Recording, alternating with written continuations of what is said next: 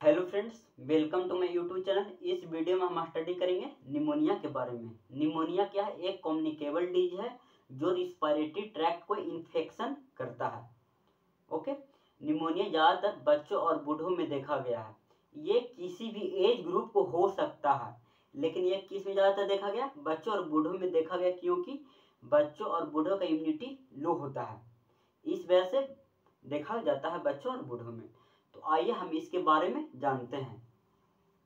Pneumonia क्या है? It is inflammation और इन्फेक्शन ऑफ लंग्स। ये क्या है? इन्फ्लामेशन होता है या इन्फेक्शन होता है लंग्स के किस पार्ट में होता है? एल्वियोलाई और ब्रोंक्यूल्स में। किस में होता है? एल्वियोलाई और ब्रोंक्यूल्स में ये इन्फेक्शन कॉज करता है।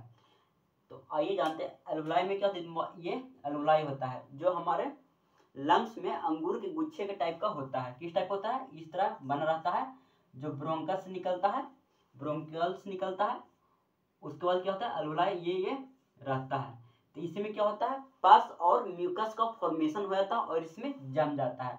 उसी का हम एक पोर्शन लिए हैं।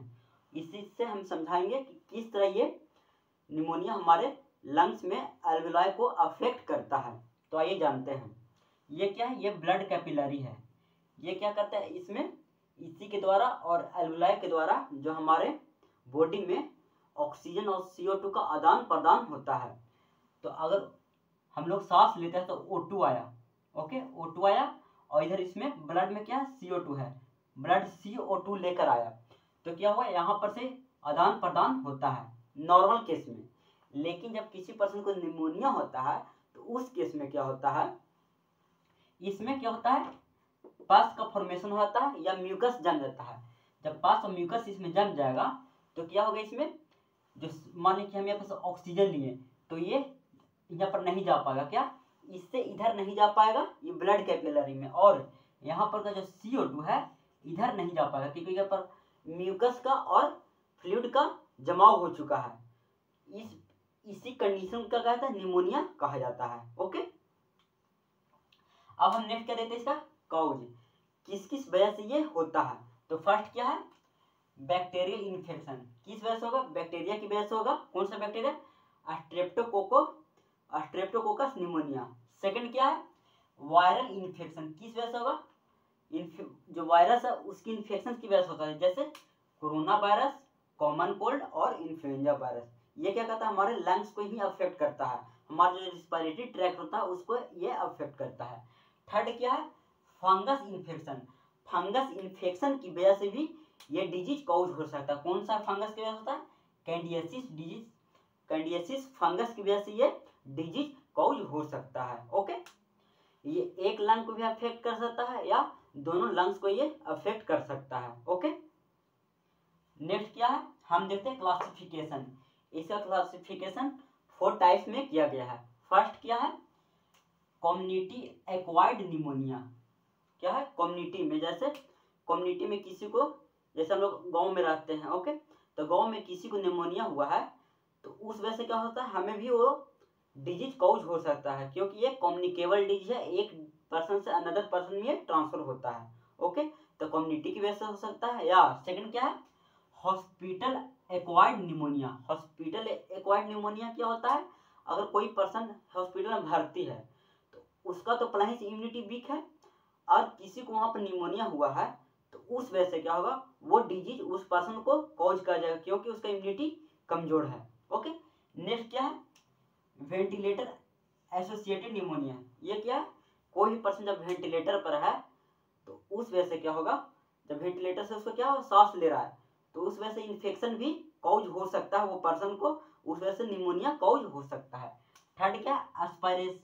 Aspiration pneumonia. इसमें क्या होता है? एक नली होता है जो स्टमक में डाला रहता है, उससे पर्सन को खाना और पानी मिलता है। तो उस वजह से क्या हो सकता है? जो खाना या पानी है गलती से वो कहाँ चला गया? जो हमारे रिस्पिरेटरी ट्रैक्ट है उसमें चला गया, तो उस वजह से क्या हो सकता है? पर्सन को निमोनिया कॉज हो सकता है। नेक्स्ट क्या है? Clinical manifestation. अब हम लोग इसमें देखते हैं कि साइन और सिम्टम में इसका लक्षण क्या क्या सो होगा, तो हम लोग जानेंगे कि किसी पर्सन को निमोनिया कॉज किया है। तो देखते हैं, पहला क्या है?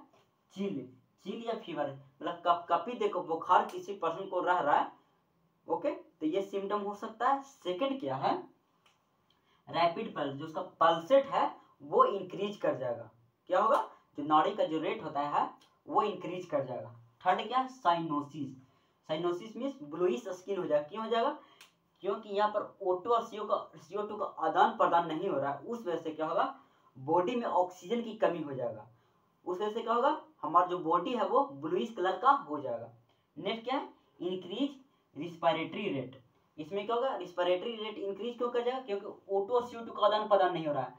तो पर्सन ज़्यादा से ज़्यादा सांस लेने का प्रयास करेगा कि उसका जो बॉडी का फुलफिल हो ऑक्सीजन का। नेक्स्ट क्या है, लो O2 सैचुरेशन। क्या, O2 का सैचुरेशन हमारे बॉडी में, O2 का सैचुरेशन कम जाएगा, मीन्स O2 का मात्रा हमारे बॉडी में कम जाएगा। नेक्स्ट क्या है, कफ विद ब्लड। जो कफिंग होगा उसमें क्या, ब्लड के साथ कफ आएगा। जो बलगम होता है उसमें क्या, कफ आ सकता है। नेक्स्ट क्या है, स्वेटिंग, मीन्स बहुत पसीना पर्सन को आने लगेगा। नेक्स्ट क्या, चेस्ट पेन। इसमें क्या होगा, चेस्ट पेन होने लगेगा, पर्सन को चेस्ट में पेन होने लगेगा।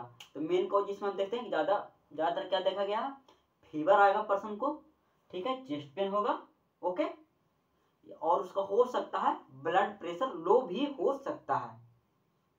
अब हम नेक्स्ट क्या देखते हैं, इसका डायग्नोस्टिक इवैल्यूएशन देखते हैं कि निमोनिया का हम लोग कैसे निदान कर सकते हैं। तो फर्स्ट क्या है, चेस्ट एक्सरे। चेस्ट एक्सरे की वजह से कर सकते हैं, जैसे अगर एक्सरे किया जाएगा तो पता चल जाएगा कितना हमारे बॉडी को, जो हमारा जो चेस्ट है उसको ये इन्फेक्शन कॉज किया है।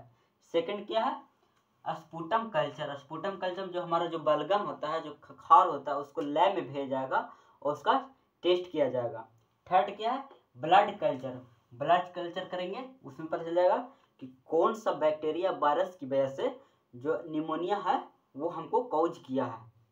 नेक्स्ट क्या है, फ्लूइड सैंपल। जो फ्लूइड होता है, जो अल्वलाई बताए थे, उसमें जो फ्लूइड होता है उसका सैंपल लैब में भेजेंगे, उससे पता चल जाएगा कौन सा बैक्टीरिया, वायरस या फंगस के द्वारा ये डिजीज कॉज हुआ है। Okay, pulse oximetry. इसमें क्या किया जाता है, हमारा जो पल्स, जो हमारा ऑक्सीजन लेवल बॉडी का है उसको चेकअप किया जाता है। अब हम नेक्स्ट क्या देखते हैं, इसका मैनेजमेंट देखते हैं। मैनेजमेंट हम लोग दो तरह का देखेंगे, एक मेडिकल मैनेजमेंट देखेंगे और एक प्राइमरी मैनेजमेंट देखेंगे, जो घरेलू उपाय किया जाता है उसके बारे में हम देखेंगे। फर्स्ट क्या यूज है, use antibiotic therapy. Antibiotic therapy का हम लोग यूज करेंगे, उसमें क्या है, एरिथ्रोमाइसिन, सेफ्ट्रियाजोन, अम्बिकासिन और एम्पिसिलिन, ये सब यूज करेंगे। ओके, किसके, ये डॉक्टर के बिना सलाह का हम लोग ये मेडिसिन नहीं लेंगे। ओके, नेक्स्ट क्या है, एनाल्जेसिक फॉर चेस्ट। अगर चेस्ट पेन हो रहा है तो उसमें कौन सा, निमोसलाइड और पैरासीटामोल हम लोग ले सकते हैं। अब हम लोग क्या है, इसका प्रिवेंशन कैसे किया जाता है, निमोनिया का प्रिवेंशन वैक्सीनेशन के द्वारा हम लोग कर सकते हैं। अब हम नेक्स्ट क्या है, प्राइमरी मैनेजमेंट, जो घरेलू उपाय, क्या क्या हम लोग घरेलू उपाय से इसका बचाव कर सकते हैं। और शुरुआती लक्षण भी है तो यार ये हम लोग घरेलू उपाय करेंगे तो कुछ हम लोग को इससे बहुत रिलीफ मिलेगा, या हो सकता है ठीक भी हो सकता है। तो फर्स्ट क्या है, टेक स्टीम। क्या करेंगे, स्टीम लेंगे, जैसे भाप का हम लोग यूज करेंगे, जैसे कुकर में गर्म पानी करेंगे उससे हम लोग भाप ले सकते हैं, या कुछ भी बर्तन में पानी को गर्म करेंगे और उसका हम लोग भाप लेंगे, उससे क्या होगा, हम लोग का जो इन्फेक्शन है उसको से हम लोग को रिलीफ मिलेगा। नेक्स्ट क्या है, ग्रीन टी या लेमन टी। हम लोग लेमन टी या ग्रीन टी का यूज करेंगे। Okay, plenty of look warm water. हम लोग जो सुसुम गर्म पानी होता है उसका हम लोग यूज कर सकते हैं, उससे हम लोग गलाला कर सकते हैं, उसमें नमक डालकर क्या कर सकते हैं, गलाला कर सकते हैं, या उसको हम लोग पी सकते हैं। उससे क्या होगा, जो हमारा जो कफ का जहाँ पर जमा हुआ है थ्रोट में, वो क्या होगा, उससे बहुत क्लियरेंस होगा। नेक्स्ट क्या है, कॉफ़ी। हम लोग कॉफ़ी का यूज कर सकते हैं। ओके, क्या है, वार्म वाटर वाथ इफ चिल। अगर ठंडा ठंडा लग रहा है तो उसमें क्या, वार्म वाटर से हम लोग नहा सकते हैं। ओके, नेक्स्ट क्या है, काढ़ा। हम लोग क्या कर सकते हैं, काढ़ा का यूज कर सकते हैं। उसमें क्या, जिंजर मीन्स जो अदरक होता है, अदरक का हम लोग चाय यूज कर सकते हैं। ओके, या उसमें क्या, हनी लेमन, जो हनी शहद होता है, शहद और अदरक को मिलाकर हम लोग उसको काढ़ा बनाकर पी सकते हैं। उसमें हल्दी मिला सकते हैं, उससे क्या होगा, हम लोग को बहुत ये क्या होता है, टर्मरिक जो होता है, हल्दी होता है, वो एंटीबैक्टीरियल होता है, वो बैक्टीरिया को मार देता है। ओके, तो ये सब हम लोग घरेलू उपाय में कर सकते हैं।